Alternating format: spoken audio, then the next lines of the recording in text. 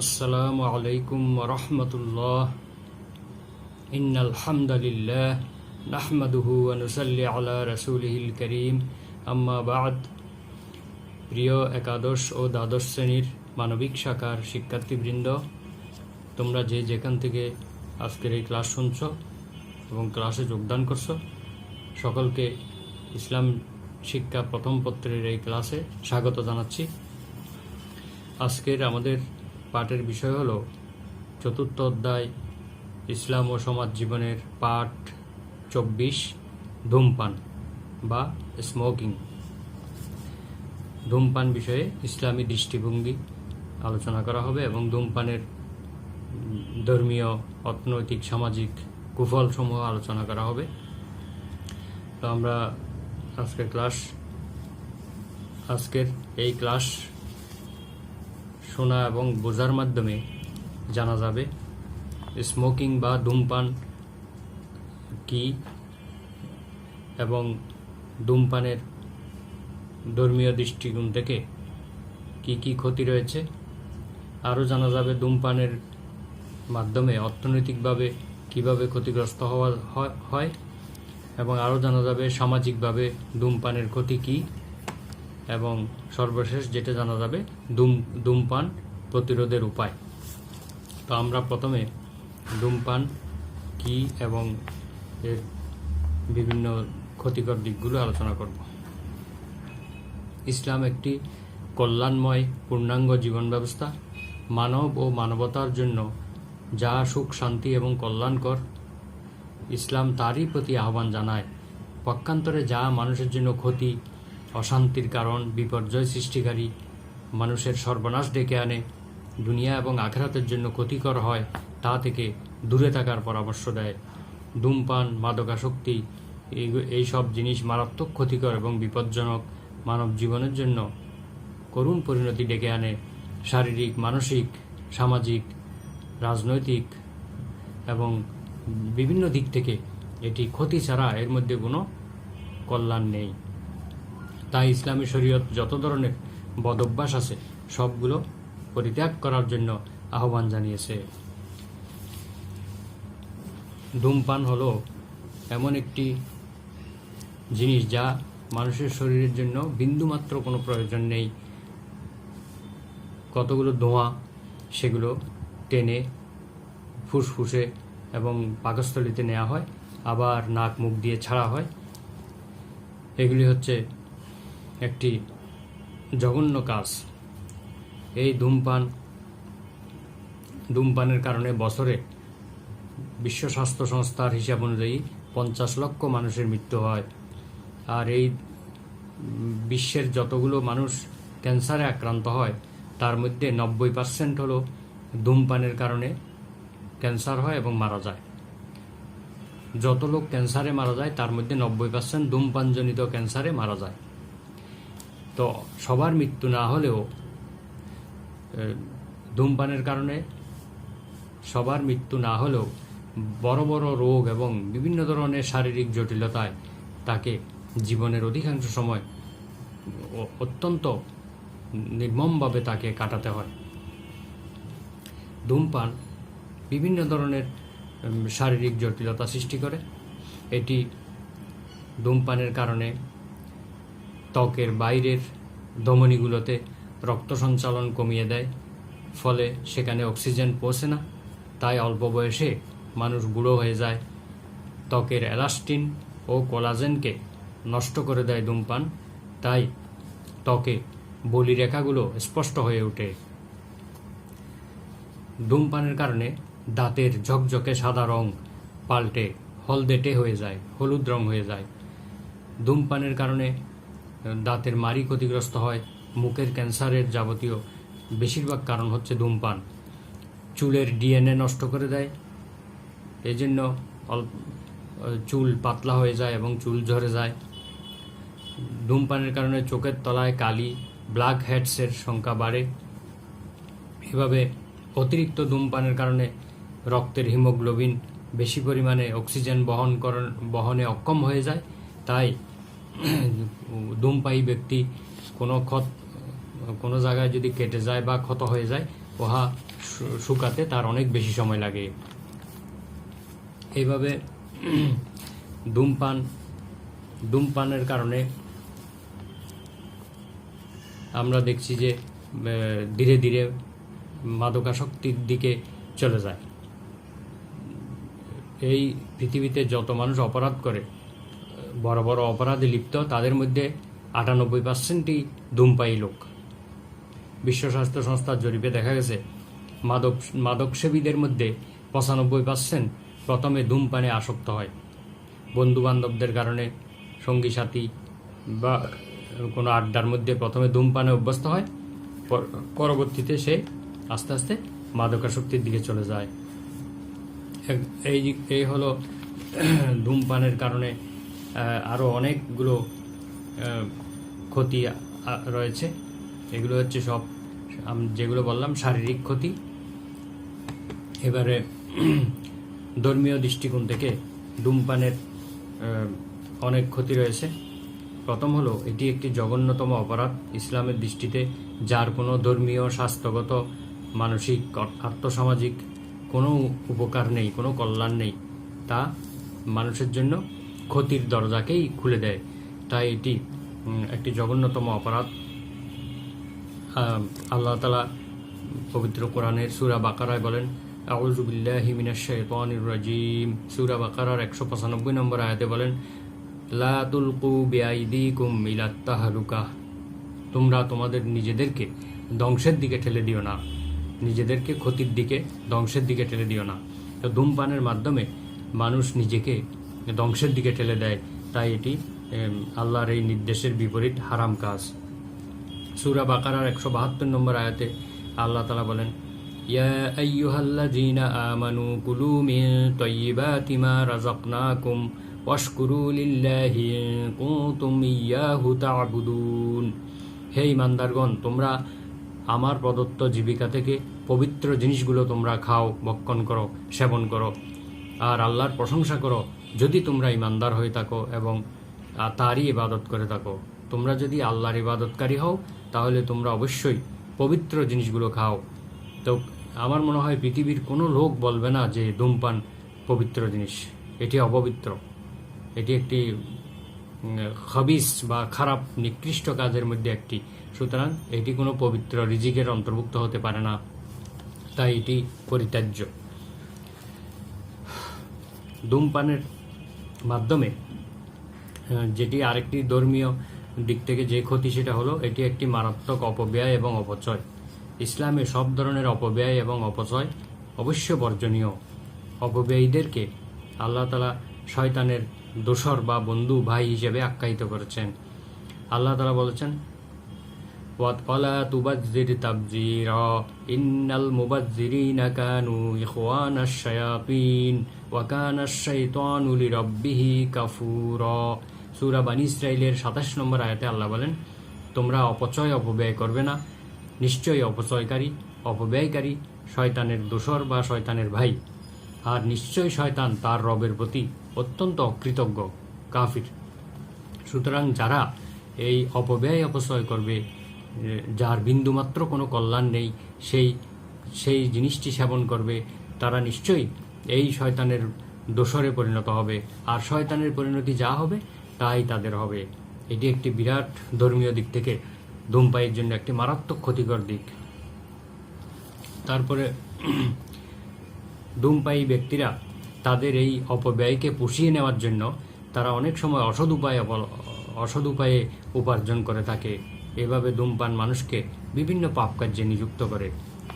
অনেকে পরিবারের অতি প্রয়োজনীয় জিনিস ক্রয় না করে তার ধূমপানের জন্য বিড়ি, সিগারেট ইত্যাদি ক্রয় করে নিয়ে আসে। এটি পরিবারের জন্য মারাত্মক ক্ষতিকর। ধূমপানের আরেকটি মারাত্মক ক্ষতি হলো যে এটি একটি উৎকট দুর্গন্ধ ছড়ায়। ধূমপায়ীর আশেপাশে কেউ দাঁড়াতে পারে না। ধূমপায়ী যখন কথা বলে তখন তার পাশে কোনো সুস্থ মানুষ থাকতে পারে না দুর্গন্ধের জন্য। ধূমপান শুধু অপব্যয় নয়, এটা মারাত্মক ক্ষতিকর। সিগারেট, চুরুট, বিড়ি, হুক্কা, তামাক ইত্যাদি পোড়া যে উগ্র গন্ধ, তা বিরক্তিকর এবং এটা সবাই জানে। দুর্গন্ধ নিয়ে আল্লাহ তাআলার ইবাদত করাও নিষিদ্ধ রয়েছে। এই ব্যাপারে পবিত্র হাদিস শরীফের মধ্যে এসেছে যে মান আকালা সুমান আও বাসালান ফালিয়াতাজিলনা আও কালা ফালিয়াতাজিল মসজিদানা। সূরা বুখারী শরীফের 855 নম্বর এই হাদিসে মহানবী সাল্লাল্লাহু আলাইহি ওয়াসাল্লাম বলেছেন, যে ব্যক্তি রসুন এবং পেঁয়াজ খায় তারা যেন আমার কাছ থেকে দূরে থাকে, আমাদের কাছ থেকে দূরে থাকে। আর অথবা এরকম বলেছেন যে আমাদের এই মসজিদ থেকে যেন দূরে থাকে, অর্থাৎ এই মসজিদের আশেপাশে যেন না থাকে, তারা যেন ঘরে বসে থাকে। কারণ আমি এমন ব্যক্তিদের সঙ্গে এমন কিছু সত্তার সঙ্গে আমি কথা বলি যারা এই দুর্গন্ধ সহ্য করতে পারে না। মহানবী সাল্লাল্লাহু আলাইহি সাল্লামের কাছে প্রতিনিয়ত ফেরেশতাদের আসা যাওয়া রয়েছে, সেখানে যদি কোনো দুর্গন্ধযুক্ত জিনিস খেয়ে তারা যদি এখানে আসে তাহলে তাদের কষ্ট হয়, তাই তাদেরকে বলা হয়েছে তোমরা দূরে থাকো। তাহলে রসুন পেঁয়াজ এগুলো খেলে যেমন মুখে দুর্গন্ধ হয়, বিড়ি সিগারেট তার চেয়েও বেশি দুর্গন্ধ ছড়ায়, দুর্গন্ধ হয়ে যায়, এবং এই দুর্গন্ধ অত্যন্ত স্থায়ী দুর্গন্ধ। রসুন পেঁয়াজ খেলে হয়তো কিছুক্ষণ পরে, কয়েক ঘন্টা পরে এটা চলে যায়, কিন্তু বিড়ি সিগারেট খাওয়া বন্ধ করলেও দীর্ঘদিন তার মুখে সেই দুর্গন্ধ থাকে। তাই এটি অত্যন্ত ঘৃণিত কাজ, দুর্গন্ধ ছড়ায়, তাই এটি বর্জন করতে হবে। তারপরে এটি ধূমপান মানুষকে বদভ্যাসে আসক্ত করে। ধূমপানের বদভ্যাস মানুষকে নেশাগ্রস্ত করে ফেলে, আর সব ধরনের আসক্তি হারাম। ধূমপায়ী লোকদেরকে দেখা যায় যে ধূমপান না করলে তারা ছটফট করতে থাকে, বলে আমাদের মাথায় কিছু আসছে না, কোনো কিছু চিন্তা করতে পারছি না। তার মানে এটি তার নেশা, এটি না খেলে সে থাকতে পারে না। মহানবী সাল্লাল্লাহু আলাইহি ওয়াসাল্লাম বলেছেন, কুল্লু মুস্কিরিন হারাম, প্রত্যেক নেশার বস্তু হারাম। ধূমপানের আসক্তি নিজের পরিবারের এবং সমাজের জন্য মারাত্মক ক্ষতি ডেকে নিয়ে আসে। বর্তমান এই আধুনিক যুগে ধূমপানের বিভিন্ন ধরনের অসংখ্য ক্ষতি উদ্ঘাটন করা হয়েছে, যা পূর্বের জানা যায়নি। ইসলামের প্রাথমিক যুগের ফকিগণ, ফিকহশাস্ত্রবিদগণ ধূমপানকে যদিও মাকরু বলেছেন, কিন্তু ধূমপানের এত ক্ষতিকর দিক সম্বন্ধে তখন জানা ছিল না। এখন বিজ্ঞানের আবিষ্কারের কারণে যেহেতু এই ধূমপানের মারাত্মক ক্ষতিকর দিকগুলো এবং জীবনঘাতী রোগ সৃষ্টিকারী এই বিষয়গুলো জানা গিয়েছে, সুতরাং এই জিনিস ইসলামে কখনো বৈধ হতে পারে না, এটি অবশ্যই হারাম হবে। বর্তমান যুগের সকল স্কলারগণ, দেশি বিদেশি বিভিন্ন স্কলারগণ এই ধূমপানকে, বেশিরভাগ ফকিগণ এটাকে হারাম হিসেবে ঘোষণা করেছে। সুতরাং এটি নিঃসন্দেহে নিষিদ্ধ জিনিসের অন্তর্ভুক্ত হবে। আল্লাহ তাআলা কোনো ধরনের এরকম ক্ষতিকর জিনিস কোনোভাবেই হালাল করেননি। আর এই ধূমপান জীবনঘাতী রোগ সৃষ্টি করে। আমরা প্রথম দিকে অনেকগুলো ক্ষতির কথা বলেছি, এছাড়াও আরও মারাত্মক কিছু রোগের সৃষ্টি করে। সেটা হলো ধূমপানের কারণে যক্ষ্মা হতে পারে, ব্রঙ্কাইটিস, দন্তক্ষয়, দাঁত এবং দাঁতের মাড়ি ক্ষয় হয়, ক্ষুধামন্দা অর্থাৎ তার ক্ষুধা কম হবে, গ্যাস্ট্রিক হবে, আলসার হবে, ফুসফুসের ক্যান্সার হবে, হৃদরোগ হবে।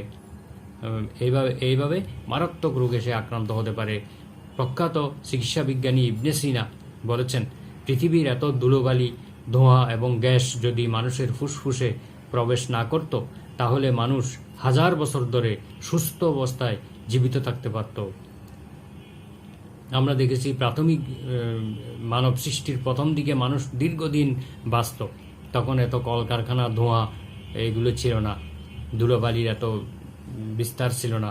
কিন্তু পরবর্তীতে মানুষ যতই বেশি আধুনিক যুগে প্রবেশ করছে, তত কলকারখানা, ধোঁয়া এবং নানা ধরনের রাসায়নিক জিনিসের ব্যবহার বেশি হচ্ছে, তখন মানুষের হায়াতও কমে আসছে। তাই এই সব জিনিস থেকে দূরে থাকতে হবে। আর ধূমপায়ী ব্যক্তি পরিবেশ দূষণে একটি বিরাট ভূমিকা রাখে। পুড়ে যাওয়া তামাকের বিরক্তিকর এবং বিশ্রী গন্ধ এই ধুলো বায়ুতে মিশ্রিত হচ্ছে, পানি দূষিত করছে এবং গোটা পরিবেশকে দূষিত করে তুলছে। এবং এর আশেপাশে, ধূমপায়ীর আশেপাশে নারী, শিশু, বৃদ্ধ এবং সব ধরনের মানুষের ক্ষতি সাধন করে। এমনকি সালাতে ধূমপায়ী ব্যক্তির পাশে যিনি দাঁড়ান, তিনিও স্বস্তিতে সালাত আদায় করতে পারেন না, দুর্গন্ধের কারণে সালাতের মনোযোগ তার থাকে না। এই জন্য মহানবী সাল্লাল্লাহু আলাইহি ওয়াসাল্লাম বলেছেন, আবু দাউদ শরীফের 3635 নম্বর হাদিসে রয়েছে, মান দাররা আদাররাল্লাহু বিহি, যেই ব্যক্তি মানুষের ক্ষতি করবে আল্লাহও তার ক্ষতি করবেন। নিঃসন্দেহে ধূমপায়ী ব্যক্তি অন্যান্য মানুষের, এমনকি তার নিজের পরিবারের স্ত্রী সন্তান সবার ক্ষতি করতেছে, এবং সে যেখানে যাচ্ছে সেখানেই তার এই ক্ষতি ছড়িয়ে দিচ্ছে, এবং ধূমপানের মাধ্যমে গোটা পৃথিবীর বাসীর জীবনকে তারা ক্ষতির সম্মুখীন করে দিচ্ছে। তাই তাদের মারাত্মক ধরনের গুনাহ হবে। তো সূরা মাইদার 4 নম্বর আয়াতে আল্লাহ তাআলা বলেছেন, ইয়াসআলুনাকা মাযা উহিল্লা লাহুম কুল উহিল্লা লাকুমুত তাইয়্যিবাত। হে রাসূল, লোকেরা আপনাকে জিজ্ঞেস করে তাদের জন্য কোন জিনিস হালাল করা হয়েছে, বৈধ করা হয়েছে। আপনি তাদেরকে বলে দিন যে তোমাদের জন্য যত পবিত্র জিনিস আছে তাই তোমাদের জন্য বৈধ করা হয়েছে। সুতরাং ধূমপান দুর্গন্ধযুক্ত জিনিস, এটি বৈজ্ঞানিকভাবে প্রমাণিত বিভিন্ন রোগের কারখানা বলা যায়। এই জিনিস কিভাবে বৈধ হতে পারে, পবিত্র হতে পারে? নিঃসন্দেহে এটি অপবিত্র জিনিসের অন্তর্ভুক্ত। সুতরাং মোমেন একমাত্র পবিত্র জিনিস গ্রহণ করবে, অপবিত্র জিনিস গ্রহণ করবে না। আল্লাহ তাআলা সূরা নিসার 29 নম্বর আয়াতে বলেছেন, ওয়ালা তাকতুলু আনফুসাকুম, তোমরা তোমাদের নিজেদেরকে হত্যা করো না। নিজেকে আত্মহত্যা করা এটা যেমন অমার্জনীয় অপরাধ, কবিরা গুনাহ, অনুরূপভাবে ধূমপানের মাধ্যমে তিলে তিলে নিজেকে ধ্বংস করে দেওয়া হয়, তিলে তিলে ধ্বংস করে দেওয়া হয়। তাই এটাও একটি আত্মহত্যার শামিল। এইরকম আত্মহত্যাকারী সম্পর্কে হাদিসের মধ্যে বলা হয়েছে, মুসলিম শরীফের একটি হাদিসে আছে, যে ব্যক্তি বিষ পানে আত্মহত্যা করবে সে জাহান্নামের আগুনে অনন্তকাল বিষ চাটতে থাকবে, জিহ্বা দিয়ে বিষ চাটতে থাকবে। এভাবে অন্যান্য হাদিসে আছে, যে যেভাবে আত্মহত্যা করবে তাকে সেভাবেই জাহান্নামে শাস্তি দেওয়া হবে। তো সুতরাং এই ধূমপানও একটি নিঃসন্দেহে একটি নিকৃষ্ট কাজ, এবং এটি আত্মহত্যার শামিল। সেই জাহান্নামের মধ্যে ওই ধরনের শাস্তি ভোগ করবে। আর এটি যেই জিনিস শরীরের কোনো পুষ্টি যোগায় না এবং এটি কোনো ক্ষুধাও নিবারণ করে না, এইরকম জিনিসকে জাহান্নামীদের খাদ্য হিসেবে আল্লাহ তাআলা পবিত্র কোরআনে ঘোষণা করেছেন। সূরা গাশিয়ার 7 নম্বর আয়াতে আল্লাহ বলছেন, লা ইউসমিনু ওয়ালা ইউগনি মিন জু।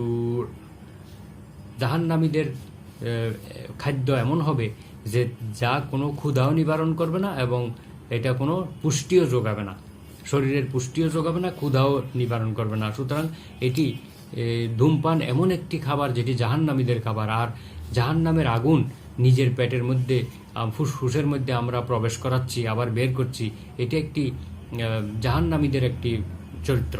সুতরাং এই জিনিস পরিত্যাগ করা উচিত। তারপরে ধূমপান বিষপানের চেয়েও মারাত্মক। বিড়ি, সিগারেট উগ্র নিকোটিনের বিষে ভরা। দুটো সিগারেটের নিকোটিন যদি ইনজেকশনের মাধ্যমে মানুষের শরীরে পুশ করা হয়, প্রবেশ করানো হয়, তাহলে সাথে সাথে সেই মানুষ মারা যাবে। ধূমপান আসলে বিষপানের চেয়েও মারাত্মক, কেননা বিষপানে শুধু বিষপানকারীরই ক্ষতি হয়, বিষপানকারী মারা যায়, অন্য কারো ক্ষতি হয় না। কিন্তু ধূমপানের মাধ্যমে তার আশেপাশের পরিবেশ নষ্ট হয়, আশেপাশে যত লোক তার সঙ্গে সংশ্লিষ্ট হয় সবাই ক্ষতিগ্রস্ত হয়, এবং ভবিষ্যৎ বংশধরের জন্য এটি মারাত্মক ক্ষতি ডেকে আনে। তো আল্লাহ তাআলা সূরা আরাফের 157 নম্বর আয়াতে বলেছেন, ইউহিল্লু লাহুমুত তাইয়্যিবাতু ওয়া ইউহাররিমু আলাইহিমুল খাবাইস। আল্লাহ তাআলা তাদের জন্য, মানুষের জন্য পবিত্র জিনিসগুলোকে হালাল করেছেন, এবং নিকৃষ্ট জিনিসগুলোকে তিনি হারাম করে দিয়েছেন। নিঃসন্দেহে ধূমপানের যাবতীয় সামগ্রী এগুলি নিকৃষ্ট জিনিসের অন্তর্ভুক্ত, খাবায়েস এর অন্তর্ভুক্ত। এগুলা হারাম করে দিয়েছেন। সব জিনিসের নাম কোরআনে উল্লেখ থাকবে এমন কোনো কথা নয়। কোরআনের আয়াতগুলো হচ্ছে একটি সূত্র, একটি মূলনীতি, যে মূলনীতির আলোকে আমাদেরকে বুঝে নিতে হবে যে কোন জিনিস হালাল, কোন জিনিস হারাম। এইভাবে সূরা আরাফের 31 নম্বর আয়াতে আল্লাহ বলছেন, কুলু আশরাবু ওয়ালা তুসরিফু ইন্নাহু লা ইউহিব্বুল মুসরিফিন। তোমরা খাও এবং পান করো, কিন্তু অপচয় করবে না, আল্লাহ তাআলা অপচয়কারীদেরকে পছন্দ করেন না। নিঃসন্দেহে ধূমপান একটি মারাত্মক ধরনের অপচয়। এটি প্রতিদিন কি পরিমাণ অর্থ আমরা এই আমাদের এই দেশের বাংলাদেশের কথাই যদি আমরা চিন্তা করি, তো এখানে কমপক্ষে যদি 10 কোটি লোক যদি ধূমপায়ী হয়, একজন যদি 10 টাকার করে ধূমপান করে, তাহলে 100 কোটি টাকা, দিনে 100 কোটি টাকা অনর্থ পুরে ছাই করে ফেলছে। এই 100 কোটি টাকা দিয়ে কতগুলো ব্রিজ করা যেত, কতগুলো স্কুল মাদ্রাসা করা যেত, রাস্তাঘাট করা যেত। এভাবে একটি সিগারেটের দাম দেখেছি দোকানে 18, 20 টাকা, 16 টাকা, 10 টাকা, 60 টাকা, এইভাবে কিনে কিনে মানুষ অযথাই নষ্ট করে দিচ্ছে, কোনো উপকার হচ্ছে না। এভাবে এটি একটি আত্মঘাতী কাজ। আল্লাহ তাআলা মানুষের 3টি জিনিসকে ঘৃণা করেছেন বলে হাদিসে উল্লেখ রয়েছে। মহানবী সাল্লাল্লাহু আলাইহি ওয়াসাল্লাম বলেন, বুখারী এবং মুসলিমের হাদিস, যে আল্লাহ তোমাদের 3টি বিষয় ঘৃণা করেন।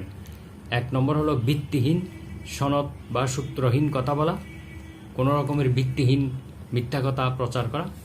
2 নম্বর হলো অধিক হারে প্রশ্ন করা, দিন সম্পর্কে বা অন্যান্য বিষয়ে বেশি বেশি প্রশ্ন করা। 3 নম্বর হলো সম্পদ নষ্ট করা। তো 3 নম্বরটার মধ্যে ধূমপান পড়ে যায়, যেহেতু এটি সম্পদ নষ্ট করা হয়। একজন লোক কি পরিমাণ অর্থ বছরে নষ্ট করে সেটা যদি হিসাব করে দেখতো, তাহলে ধূমপান করতে পারতো না। আর এই ধূমপানের কারণে আশেপাশের লোকেরা যে কষ্ট পায়, এই ব্যাপারে বুখারী শরীফের মহানবী সাল্লাল্লাহু আলাইহি ওয়াসাল্লাম বলেছেন, মান কানা ইউমিনু বিল্লাহি ওয়াল ইয়াউমিল আখিরি ফালা ইউজি জারাহ। যেই ব্যক্তি আল্লাহর প্রতি এবং আখিরাতের প্রতি বিশ্বাস রাখে, সেই যেন তার আশেপাশের লোকদেরকে কষ্ট না দেয়। তো ধূমপানই তো কষ্ট দিয়েই যাচ্ছে আশেপাশের লোকদেরকে। তাহলে এটি আল্লাহর প্রতি ঈমান এবং আখিরাতের প্রতি ঈমানের পরিপন্থী কাজ, মানুষকে কষ্ট দেওয়া। ধূমপায়ীরা যে কি পরিমাণ কষ্ট দেয় ভুক্তভোগীরাই জানে। এভাবে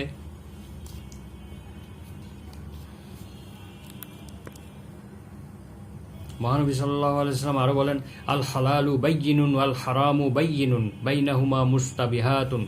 হালাল সুস্পষ্ট, হারামও সুস্পষ্ট, মধ্যবর্তী জিনিস যা আছে তা হচ্ছে সন্দেহজনক।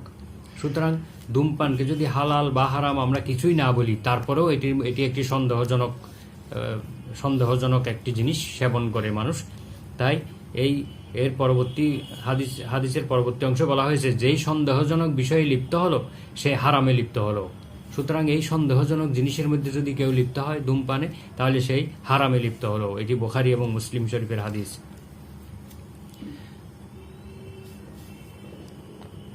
মুসলিম শরীফের অপর একটি হাদিসে মহানবী সাল্লাল্লাহু আলাইহি ওয়াসাল্লাম বলেছেন, মিন হুসনিল ইসলামে তরকুহু মা লা ইয়ানিহি। ইসলামের সৌন্দর্যের মধ্যে রয়েছে যে অনর্থক কাজ পরিহার করা। ধূমপান একটি অনর্থক কাজ, তাই এটি পরিহার করা ইসলামের একটি সৌন্দর্যের কারণ। এর দ্বারা এটি না করলে আমরা সুন্দরভাবে ইবাদত করতে পারবো। মানুষের পরিবেশে আমরা ধূমপান না করলে আমরা মানুষের পরিবেশে যেতে পারবো, সুন্দরভাবে ইবাদত বন্দেগী করতে পারবো। যেই মুখ দিয়ে আমরা আল্লাহর ইবাদত করব, আল্লাহর প্রশংসা করব, কোরআন পাঠ করব, সেই মুখের মধ্যে যদি আমরা এই বিশ্রী জিনিস সেবন করে দুর্গন্ধযুক্ত করে রাখি, তাহলে সেই মুখ দিয়ে আমরা কিভাবে আল্লাহর সঙ্গে কথা বলবো, কিভাবে আল্লাহর আয়াত পাঠ করব, এটি একটি গভীরভাবে চিন্তার বিষয়। সুতরাং ইসলামে অনর্থক কাজ পরিহার করা এটি মুমিনের কর্তব্য।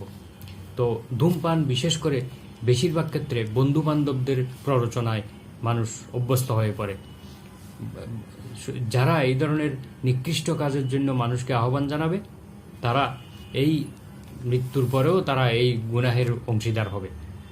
যাকে আমি ধূমপানে অভ্যস্ত করলাম, সেই ধূমপান করে যত গুনাহ করবে, তার গুনাহের একটি অংশ আমিও পেতে থাকব। তাই ইসলামে হাদিসের মধ্যে বলা হয়েছে, মান দাল্লা আলা খাইরিন ফালাহু মিসলু আজরি ফাইলিহি। যেই ব্যক্তি কোনো ভালো কাজের দিকে পথ দেখায়, ভালো কাজের পথ প্রদর্শন করে, সেই ভালো কাজ যে আমল করবে তার সমপরিমাণ সওয়াব সে পাবে। অনুরূপভাবে যেই ব্যক্তি কোনো খারাপ কাজের পথ প্রদর্শন করবে, সেই খারাপ কাজের দ্বারা যে গুনাহ হবে সেই গুনার একটি অংশও সে পাবে। সুতরাং এই ধূমপানের প্রতি কাউকে অভ্যস্ত করা বা আহ্বান জানানো এটি মারাত্মক একটি খারাপ কাজ।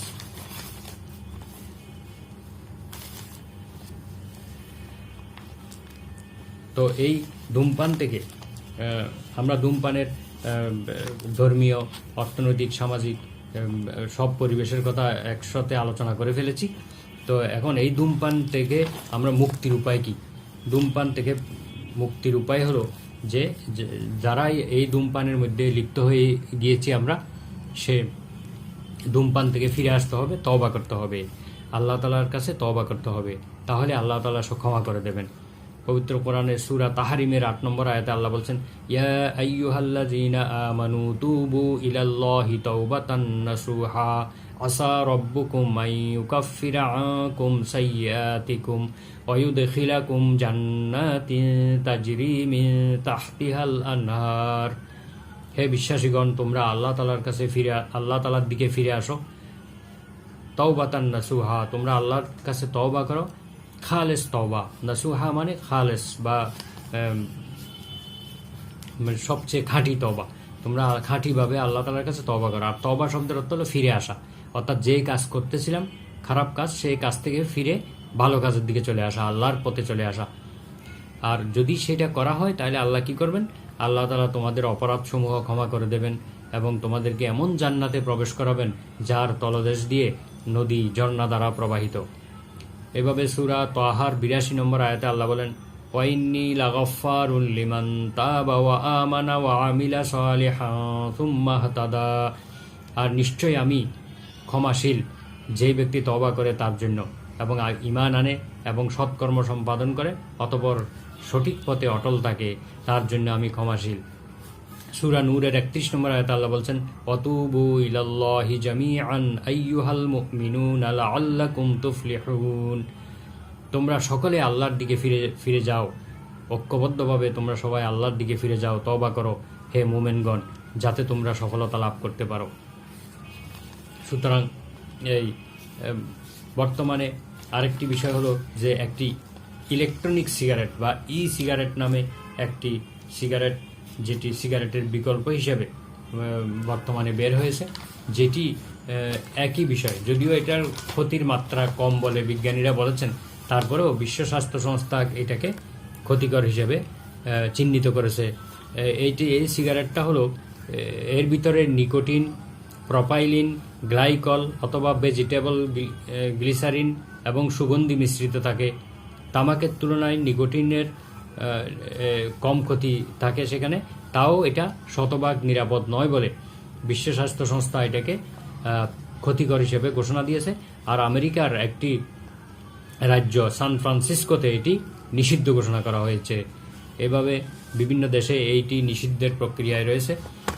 সুতরাং ইলেকট্রনিক সিগারেট নাম দিয়েও সেটা সেবন করা যাবে না। এটার মধ্যে অপচয় রয়েছে। ক্ষতি কম হলে কি হবে? এখানে অপচয় রয়েছে, এটি দ্বারা কোনো ধরনের উপকার নেই।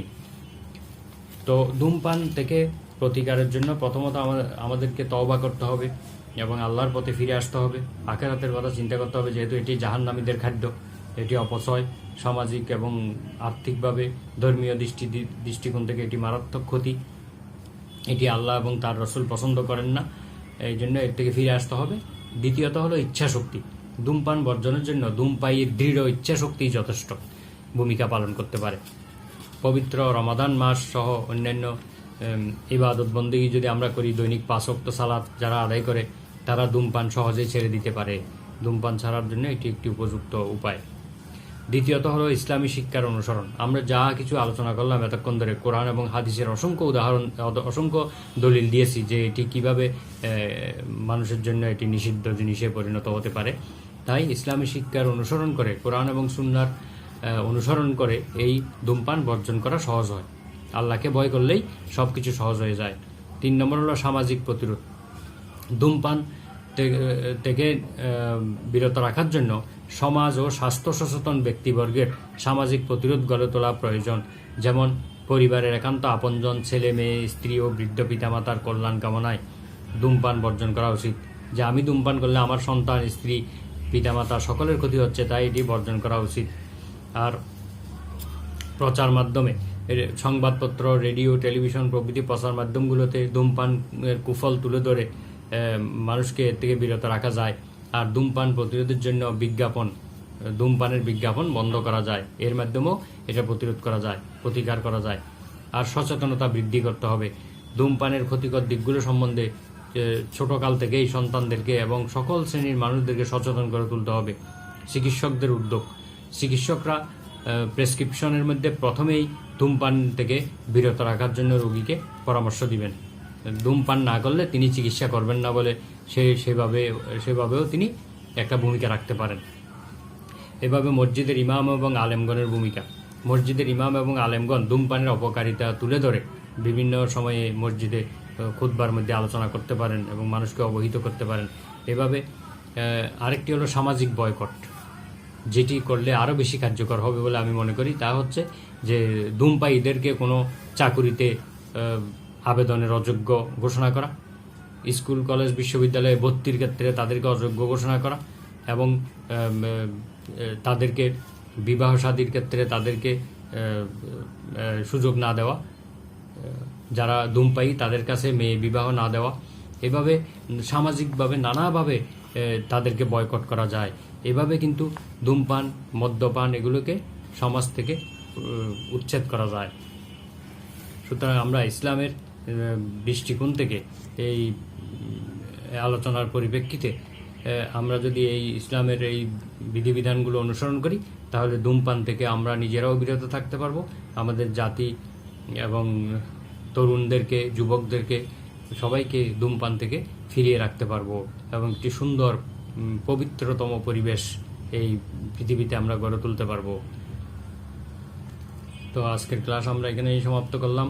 আগামী ক্লাসে ইনশাল্লাহ আবারও দেখা হবে। সবার সুস্বাস্থ্য, দীর্ঘায়ু এবং উন্নতি কামনা করে, মঙ্গল কামনা করে এখানেই শেষ করলাম। সুবহানাকা আল্লাহুম্মা ওয়া বিহামদিকা আশহাদু আল্লা ইলাহা ইল্লা আনতা আস্তাগফিরুকা ওয়া আতুবু ইলাইক।